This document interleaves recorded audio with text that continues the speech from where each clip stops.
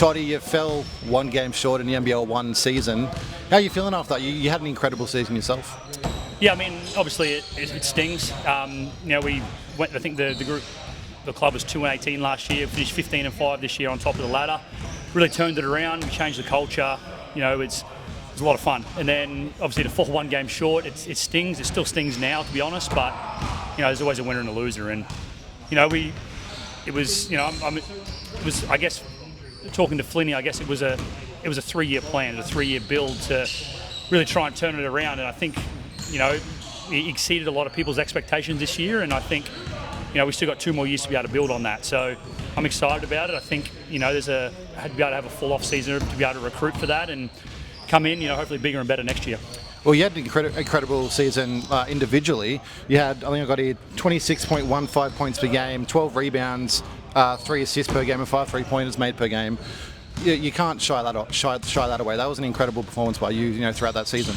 Yeah, I mean, I love playing NBL 1. It's a great time to be able to, you work on different things in the off season, and obviously you want to win. It's the East is extremely tough. There was no easy games at all this year, and yeah, it was a lot of fun. It was when you've got Flinny, Cranny, Dino, Eric, the coaching staff, and then we had a great group of guys as well to sort of have confidence in me to go and do what I do. And when you've got the confidence from your peers, it gives you that another level of confidence to be able to go and do what you do. And so I had a lot of fun. Obviously we had a lot of great players that make it a lot easier on me as well, like Lockie, Kobe, CJ, Matt Mims, everyone, the guys off the bench, Toby, all these guys that makes it a lot easier to play when you got guys like that alongside you as well. And let's not forget about the MVP. How does that make you feel?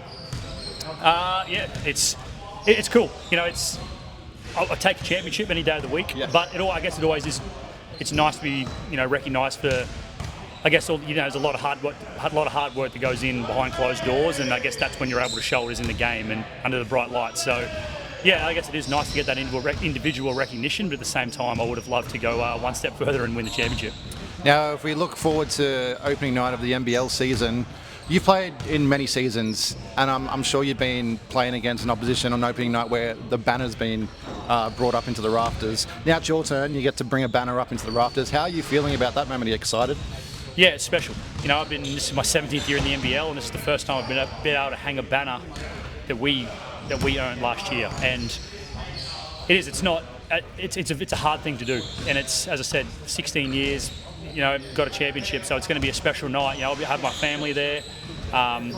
We've pretty much got the same group from last year, so to be alongside pretty much all the guys that were here last year, it's special, and I think it'll be a packed house, and the fans are with us all year as well, and it's just as much for them to enjoy as well.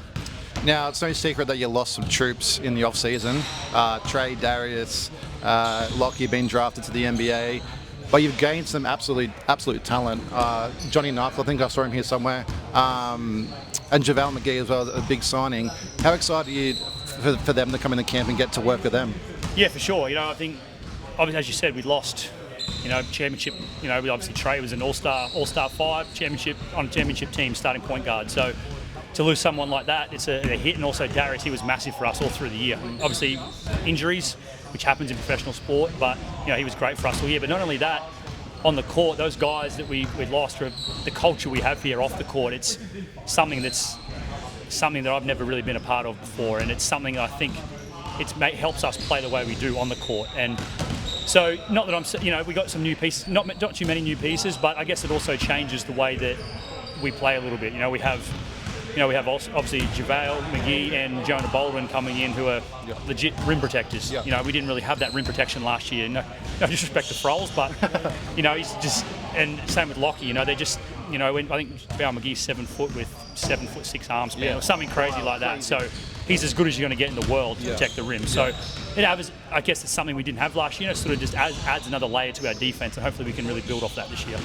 I want to touch on JaVale a little bit. You kind of just touched on it then, but he's a 3-time NBA champion with the Golden State Warriors, the LA Lakers. He's played with the likes of Steph Curry, LeBron James, Klay Thompson, Draymond Green, all future Hall of Famers in the NBA.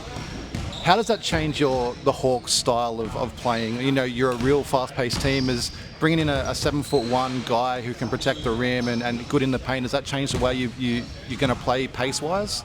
I think, yeah. I mean, maybe when he's on the court, it might change us a little bit. It might slow us down a little bit in the half court, and we might throw. I mean, I don't know if it changes too much because I guess by offering that rim protection and him deterring shots like that, hopefully there's a lot more. We're not taking the ball out of the net as much, which means we're able to get the ball and we're able to run. So, yes and no, but at the same time, I think it also gives us another low post target as well. Someone we can throw into the block. You know, he's seen the best defenders in the world, all around the world, and you know it's not going to be any different here. So, yeah, no, I'm excited about him coming in, and as I said before, I think it just adds defensively is the thing that excites me the most. Is just adds in that layer of defense that we didn't have last year. Now, I want to touch on your distance shooting. Now, kids these days, they step onto the basketball court, they expect to be able to, hit long distance shots, but, they look up to the guys like yourself, Tyler Harvey, Steph Curry. Do you have any tips for kids coming through the ranks on how they can improve their distance shooting? Yeah, I feel like, I've started coaching in the last probably month, and every time start the individuals with 2, 3 kids, 4 kids. It's like, what do we want to work on? Everyone wants to shoot. Everyone wants to be able to get better at shooting, and it's just a part of today's game. If you can't shoot, you have to have something that's an elite point of difference. And for shooting with me, I find it's all about rhythm. It's all about your rhythm. I find when I shoot, I'm always 1-2, 1-2, 1-2 so that starts my rhythm, which then propels my jump shot. Whereas if I'm catch flat-footed, I find everything's a little bit delayed. I hold the ball a little bit too long. I shoot on the way down. So for me personally, I don't know what it is for Tyler. I don't know what it is for these other shooters around like Chris Gouldy. I don't know what it is for those guys. But for me, it's all about rhythm and just keeping that rhythm. Because then if I get my feet right, sort of the rest follows. Now, mentally in a game, if let's say you get a wide open shot on the right wing, and you miss it, mentally, how do you move past that? Especially if it's a wide open shot and you being the shooter you are. How do you mentally move past missing a wide open shot? Because I'm sure there's plenty of people coming through the ranks again, or even players in the league who miss a shot and get down in the dirt. How do you mentally push past that barrier?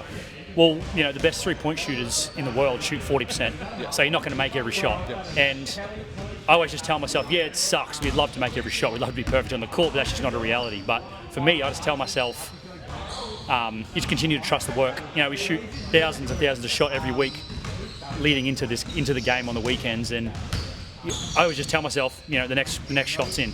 Your teammates, your peers, they see you getting all these extra shots after training. They know you work on it, and it's the right shot to take. And then on top of that, we shoot the right shots.